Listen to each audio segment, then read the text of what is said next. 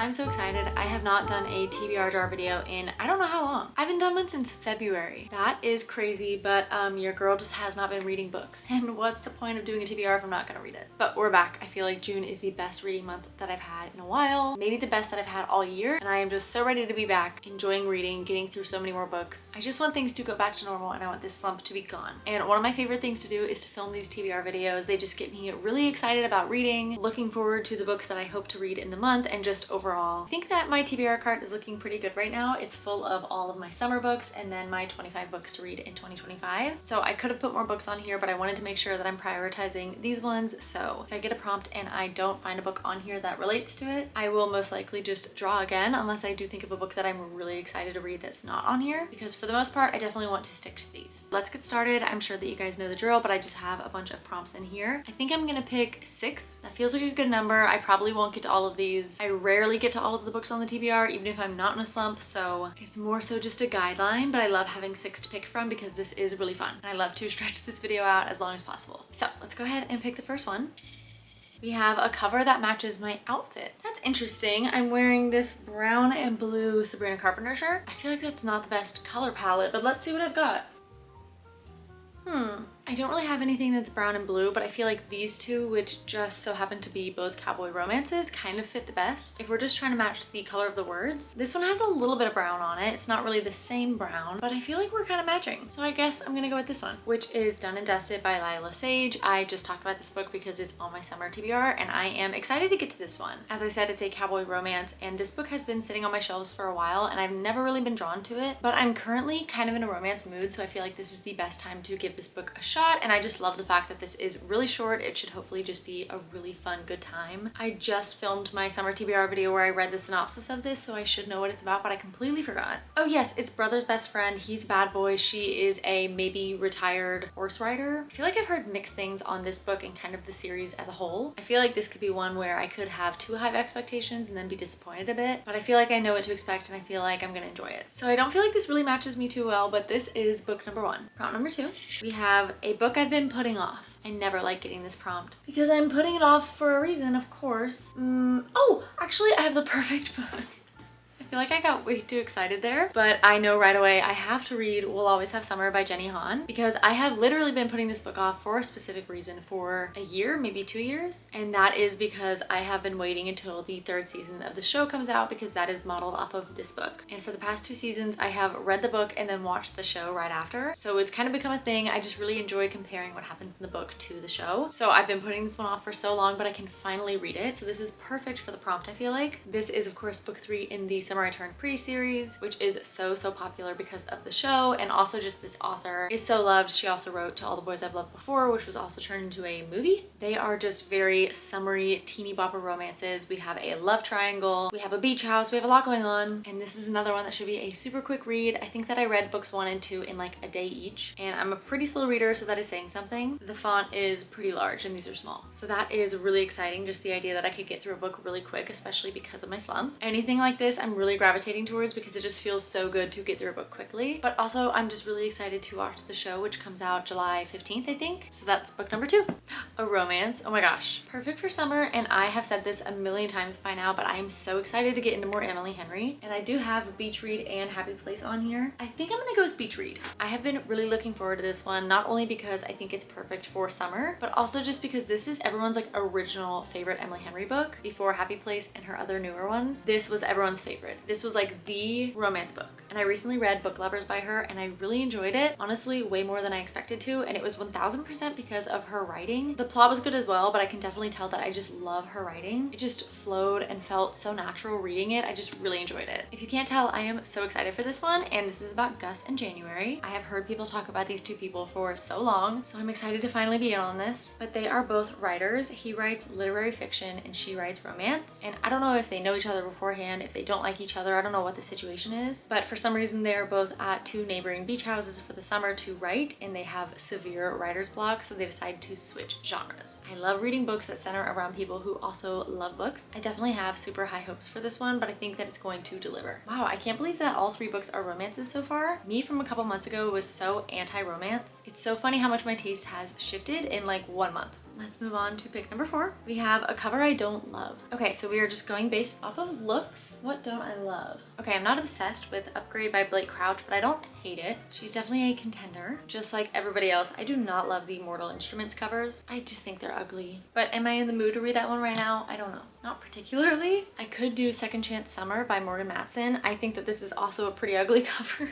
I'm so sorry. It's just not my favorite. I never love when there are real people on the cover. It's just never gonna do it for me. But this is another like teeny bopper romance slash also maybe heartbreaking, devastating, awful, super sad book. And I already have the Summer I Turned Pretty book, so do I want another one that's kind of similar? Not sure. I would say that I like the covers of pretty much everything else. So I guess that these are my only 3 options to pick from. And we have 3 very different genres. I could do a sci-fi mystery thriller, young adult fantasy, or young adult romance slash sad. I'm feeling Upgrade by Blake Crouch, just to switch it up, break up the romances, and I'm just not really feeling City of Glass at this particular moment. But this is a book that I've been wanting to get to for quite a while. I really loved Dark Matter by Blake Crouch. It was so good. I feel like it was such a fun, just fast-paced thriller that got me sucked in, and I loved that it had a lot of sci-fi aspects. It just felt like something totally different and new. So I really hope that this one is equally fast-paced and bingeable, because that's definitely the expectations that I have for it. And this one is another just very unique plot. This one is about a world in which people can get upgrades. I believe they're all physical upgrades, like you can be stronger, faster, things like that. And our main character is Logan Ramsey, and he gets selected for this upgrade process. I don't know if he does it willingly or not, but he wakes up after the procedure and he has had something upgraded, and he just feels like something is wrong. I think either with himself or just with the whole process. He just thinks that this is not great for humankind, so he is set out to stop this upgrade process from becoming a more like mainstream thing, I think. And he has some sort of family ties, like this dark secrety past that has to do with, I think, the whole science of it. So like maybe his family helped to develop the upgrade process, I don't know, but it hints at the fact that he has some sort of family thing that is the reason why he is the person that was chosen for the upgrades, and that he's the only person who could stop it. I've heard that anything Blake Crouch writes is phenomenal, but I don't think I've heard any reviews on this book specifically, so I'm really excited to dive into it and see what I think. And if I love it, I'm definitely going to have to get more of his backlist, because I love that he blends sci-fi and mystery thriller. It's just so unique. We only have 2 more to pick. This is a 4-word title. I have a couple more, but I found 3 that I'm the most interested in. First is another thriller, which is The Only One Left by Riley Sager. I've never read anything by him, and I really want to get into his writing. I did just put 1 mystery thriller on there, but the other 2 are romances, and we know I already have enough romances, but they are Just for the Summer by Abby Jimenez, and then Same Time Next Summer by Annabelle Monaghan. Between these 2, I really don't know what I would go for. This one I know is sad. At least in some aspect, it's not just a cute, fluffy, happy romance.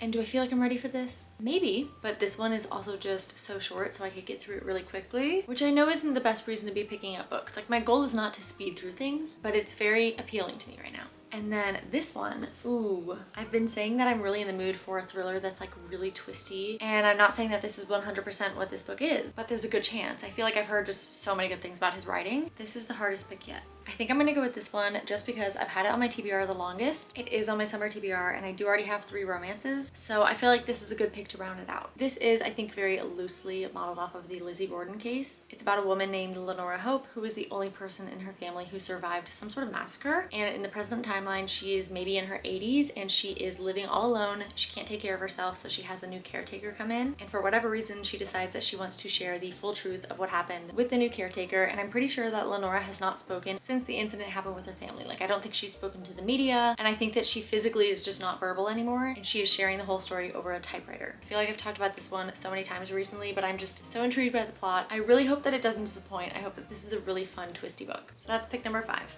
Do I look like a bad dog, Mom?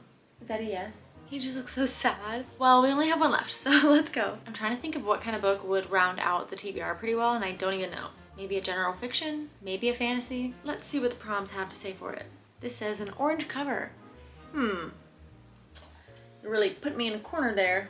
To tell you the truth, I feel like there's only one right option. Just for the Summer has been given another chance. Now, I know that this is very much a rainbow cover, but the center is orange and the whole back is orange fading to red. And for some reason, this cover has always just screamed orange to me. And I really don't have a better option. I have The Great Alone by Kristen Hanna, which has a little bit of orange, but it's mostly pink and red. So I think we're gonna do this because I need to get to this soon. I've had it for, I think, a year. Not entirely sure if that's true, but I've had this for a while. I may have bought it last summer and never got to it. And it's obviously a book that I would love to read in the summer because of the title, the vibes, the setting. I would say I was probably a little bit intimidated because of the fact that everyone was sobbing when they read this. Like, why were they sobbing? What was going on? What is this book gonna do to me? But I do really like the premise of this. Again, I feel like a broken record because I just talked about this book, but we basically have two main characters who believe they have a curse where they date someone, and then when they break up, that other person goes on to find the love of their life. They get married, they have their happily ever after. So they're always like the one before the one. So to break the curse, they decide to date each other just for the summer. And the plan is they will break up at the end of summer so that they then find the one.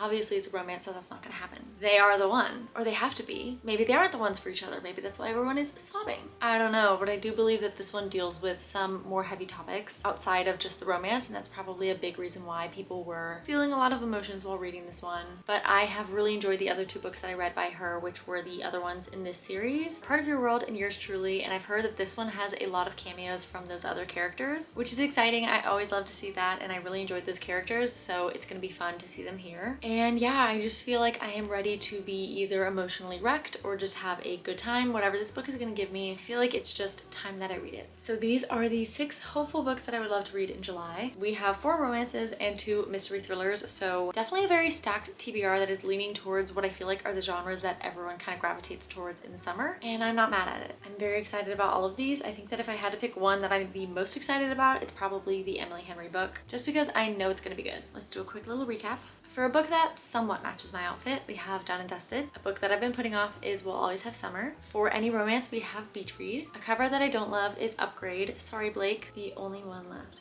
Me double checking that this is actually 4 words. For a 4-word title, we have The Only One Left. And for an orange book, which I know is not really an orange book, we have Just for the Summer. That's my TBR for July. I'm so excited, and I would love to know what you guys have on your TBR. June was definitely starting to feel a lot more like summer, but I feel like July is really gonna hit. I just want to spend the whole month at the pool reading. So hopefully at the end of the month when I give you my progress on this TBR, hopefully we'll have a good update to share. But that was so much fun to do a TBR again. As always, thank you guys so much for watching. I hope you enjoyed, and I'll catch you in the next one. Bye!